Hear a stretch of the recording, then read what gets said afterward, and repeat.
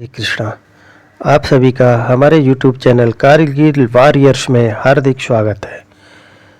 दोस्तों, कभी आपने सोचा है कि मरने के बाद आत्मा का क्या होता है? इस तरह पे जो भी जन्म लिया है उसको तो एक न एक दिन मरना ही है, तो आखिर मरने के बाद आत्मा का होता क्या है? गीता में भगवान श्री कृष्ण ने अर्जुन को उपदेश देते समय क्या कहा था, आइए जानते हैं। मेरी बुद्धि को भ्रम में डाल रही है। तुम दो बातें एक साथ कह रहे हो कि आत्मा अमर है, अजर है, विरोधी है। तुम कहते हो कि शरीर मर जाता है, परंतु शरीर का एक हिस्सा जिसे आत्मा कहते हैं वो नहीं मरता। नहीं अर्जुन, मैंने आत्मा को शरीर का एक हिस्सा नहीं कहा। मैंने कहा कि आत्मा और शरीर दो अलग अलग चीज़ें हैं। शरीर अलग है, आत्मा अलग है। जैसे तुम और तुम्हारा कवच दो अलग चीज़ें हैं। तुम्हारे कवच के दो टुकड़े हो जाए तो उसका यह अर्थ नहीं होता कि अर्जुन के दो टुकड़े हो गए। जिस प्रकार तुम और कवच दो अलग अलग वस्तुएं हैं, या तुम और तुम्हारा यह रथ दो अलग अलग वस्तु है, उसी प्रकार मनुष्य का शरीर और उसकी आत्मा दो अलग अलग वस्तुएं हैं। यूँ समझ लो कि जिस रथ पर में अर्जुन बैठा है वो रथ अर्जुन नहीं, अर्जुन तो वो है जो रथ में बैठा हुआ रथ है। यह ठीक है, मानो कि अर्जुन रथ नहीं है, अर्जुन मैं हूँ जो रथ में बैठा हुआ हूँ। तुम रथ के टुकड़े का शौक नहीं होगा, परंतु अर्जुन के मरने का तो शौक होगा। हे अर्जुन, तुम्हारी बातें सुनकर मुझे तुम्हारी बुद्धि पर हंसी आ रही है। अपनी तरफ से तुम बड़े पंडितों और ज्ञानियों जैसी ऊंची ऊंची बातें कर रहे हो, परंतु तुम्हें यह पता नहीं कि जो सचमुच ज्ञानी होते हैं वो न उनका शोक करते हैं जो मर गए हैं, और न उनका शोक करते हैं जो अभी नहीं मरे हैं, क्योंकि वह जानते हैं कि जो मर गया है वह फिर जन्म लेगा, और जो अभी जीवित है वह अवश्य मर जाएगा। मरने वाला फिर जन्म लेगा, क्योंकि केवल शरीर का नाश होता है। शरीर के अंदर जो आत्मा है वह कभी नहीं मरती। हे पार्थ, इस संसार में दो ही वस्तुएं हैं। इस संसार में दो ही वस्तुएं हैं, एक शरीर और दूसरा शरीर में रहने वाला शरीर। जो शरीर में रहने वाला आत्मा रूप शरीर है वह कभी मरता नहीं है, और जो शरीर है वह सदा रहता है। नहीं, आत्मा एक शरीर छोड़ता है और दूसरा शरीर धारण कर लेता है। बिल्कुल वैसे ही जैसे मनुष्य पुराने कपड़े उतार कर नए कपड़े धारण कर लेता है। वासना जीवा यथा विहाय नवान गणा नरो प्राण तथा शरीर विहाय नान्य अन्याय सती नवानि देहि। हे पार्थ, अर्थात केवल इतना समझ लो कि मृत्यु एक दरवाज़ा है जिसके अंदर जाते हुए आत्मा पुराने शरीर छोड़ देती है। वास्तव में मृत्यु और जन्म के दो दरवाजे हैं। एक दरवाजे के सामने है। प्राणी जब मनुष्य के दरवाजे पर पहुंचता है तो उस शरीर की मृत्यु हो जाती है।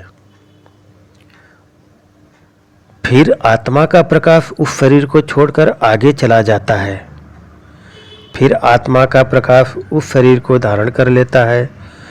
फिर वो प्रकाश नए जन्म के दरवाजे पर प्रवेश करता है, जहाँ जीवात्मा को फिर से एक नया शरीर मिलता है, और वहाँ से उसके नए जन्म की नई यात्रा शुरू हो जाती है। हे पार्थ, आत्मा नित्य है, इसलिए वह नहीं बदलती, परंतु शरीर नाशवान है, इसलिए एक ही आत्मा के कई शरीर बदलते हैं। इसलिए हर नए जन्म में वो नए शरीर धारण करता रहता है। हर नए जन्म में आत्मा एक नए शरीर तो बदलता ही नहीं है, बल्कि हर एक जन्म भी उसे जो शरीर मिलता है वो एक शरीर भी उसी जन्म में बदलता रहता है। यह बात मेरी समझ में नहीं आई केशव, क्योंकि एक जन्म में तो प्राणी को एक ही शरीर मिलता है। नहीं, एक नहीं अनेक शरीर मिलते हैं एक ही जन्म में। और भी नहीं समझा प्रभु, मैं समझाता हूँ। याद करो अपना वचन। उस समय अर्जुन का शरीर कैसा था, एक बालक का, और आज वह शरीर कहाँ है? वो शरीर तो बदल गया, इस शरीर में अर्थात वो शरीर नहीं रहा। आज तुम्हें एक युवक का शरीर मिला है। इसी प्रकार प्राणी को जन्म के समय जो शिशु का शरीर मिलता है, वही शिशु का शरीर काल के प्रभाव से एक बालक का शरीर हो जाता है। फिर वह किशोर अवस्था में आता है, फिर जवान पुरुष का शरीर बनता है। उसके बाद अध उम्र का फिर बूढ़े का रूप लेकर अंत में एक सूखे पत्ते की तरह जीवन के वृक्ष से टूटकर गिर जाता है। इस प्रकार जो शरीर पल पल छिन छिन अपने विनाश की ओर बढ़ रहा है, उस शरीर की मृत्यु का शोक ज्ञानी जन नहीं करते। इसी रूप के लिए शास्त्र कहते हैं, कृष्णम वंदे जगतगुरु। फूल की तरह हमारे शरीर अपने प्रकृति के कारण जन्मते हैं, बच्चे बनते हैं, जवान होते हैं, फिर वही जवानी मुरझाने लगती है जिसे बुढ़ापा कहते हैं। उस वृद्ध शरीर की जब आत्मा मरती है तो शरीर की मृत्यु हो जाती है, परंतु वह आत्मा कहाँ चली जाती है? शरीर के बिना आत्मा कहाँ और कैसे वास करती है? पुराना शरीर छोड़ने के बाद आत्मा नए शरीर में वास करती है। किसी शिशु के शरीर में चेतना रूप होकर आ जाती है, फिर वही चक्र शुरू हो जाता है। फिर वही जन्मना, रंगना, उठकर चलना फिरना, लड़खड़ा कर गिर जाना, ये सब शरीर के कौतुक है। इतनी बात समझ लोगे तो न तुम्हें किसी के मरने का शोक होगा और न तुम्हें मृत्यु का भय होगा। हे अर्जुन, हम और तुम यह शरीर नहीं है, बल्कि हम तो इन शरीर के अंदर रहने वाली आत्माएं हैं। यह शरीर तो केवल हमारे रथ है, हम उसके स्वामी हैं।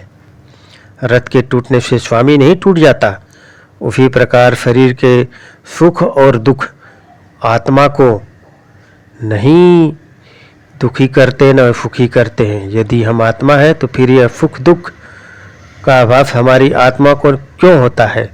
यह सुख दुख का आभास आत्मा को नहीं होता, केवल शरीर को होता है। तो फिर आत्मा को क्या होता है? आत्मा को कुछ नहीं होता, क्योंकि यह होना न होना, सुख दुख, सर्दी गर्मी, यह सब प्रकृति के नियम है। आत्मा तो अविनाशी परमात्मा का अंश है। इसलिए अर्जुन, एक बात समझ लो, घेरे में नहीं थे अर्जुन, आत्मा पर प्रकृति और सृष्टि के नियम लागू ही नहीं होते,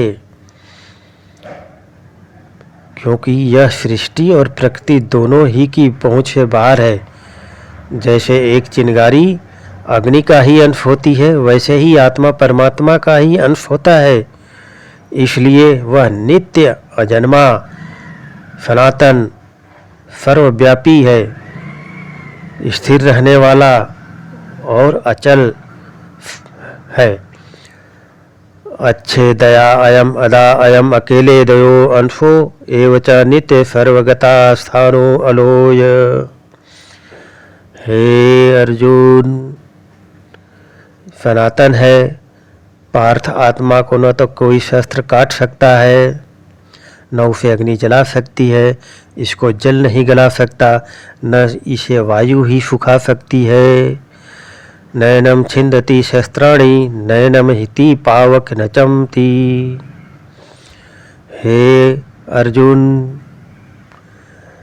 मारुत, हे अर्जुन, यह सब समझदार तुम्हें ना किसी के मरने का शोक मनाना चाहिए और ना किसी के न मरने की खुशी का प्रदर्शन करना चाहिए। हे केशव, यह सब मानकर भी क्या फायदा? नित्य सनातन और अजन्मा है, उसे शस्त्र नहीं काट सकता, आग नहीं जला सकता, फिर भी प्राणी की आत्मा को दुख सुख, खुशी, अपमान, पीड़ा और आनंद का एहसास क्यों होता है? हे पार्थ, मैंने पहले ही तुम्हें बताया कि सुख दुख का आभास करना आत्मा का नहीं, शरीर का काम है। परंतु केशव, शरीर को तो दुख या पीड़ा तभी होगी जब शरीर को कोई चोट लग जाए या उसका कोई अंग कट जाए। जैसे शरीर आग में जल जाए, उससे जो पीड़ा होती है तो वो शरीर की पीड़ा है, परंतु मानहानि होने से जो दुख होता है या जो शरीर को कष्ट पहुंचती है। अब कीर्ति की पीड़ा तो आत्मा की ही होती है ना? नहीं अर्जुन, यह कीर्ति अब कीर्ति, मान न मान, अपमान, लाभ हानि, जीतने का आनंद अथवा हारने की पीड़ा, यह भी आत्मा को नहीं होती। यह आत्मा का काम नहीं है, यह तो मन की शरारत है। मन की शरारत इसका है केशव, प्राणी के शरीर का एक अदृश्य अंग है मन, जो दिखाई नहीं देता, परंतु वही सबसे शक्तिशाली हिस्सा है। शरीर का यह अंग, याद रखो, मन शरीर का हिस्सा है, उसका आत्मा से कोई संबंध नहीं। आत्मा यदि रथ में के रूपी सवार स्वामी है, तो मन शरीर रूपी रथ का सारथी है। यह मन ही इंद्रियों को इधर से उधर, कभी यवन के आवेश में, यही चंचल मन मनुष्य को इस भ्रम में डाल देता है कि वह सर्वशक्तिमान है, वो सब कुछ कर सकता है, वो यहाँ का राजा है, जिसके आगे सब कुछ छोटे हैं, जाने पर विवश है, और जिसे हर कोई प्रणाम करता है। जिस तरह दीपक की बाती को दीपक तले छुपा अंधेरा दिखाई नहीं देता, उसी तरह जवानी को उसके पीछे छुपा बुढ़ापा और कमजोरी दिखाई नहीं देती।